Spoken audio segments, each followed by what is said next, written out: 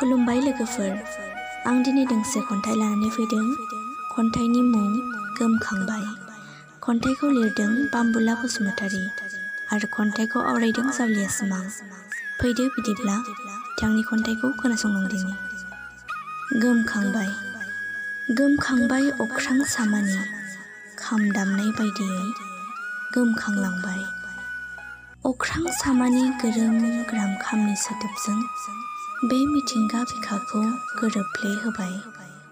गिथाव बाथौ महरै बे फैलाव मिथिंगा बिखायाव अख्रां सामानि खामनि सोदोबथिजों गोरोम ग्राम सोगोमसारनायजों सोगोमसारबाय मुलुगनाङैनो। सा सानजा खनायाव अख्रां सामानि गोरोम ग्राम खाम दामनाय सोदोबथिजों गोमखांलांबाय मुलुगनाङैनो। एसेनोसै, गोजोन्थों।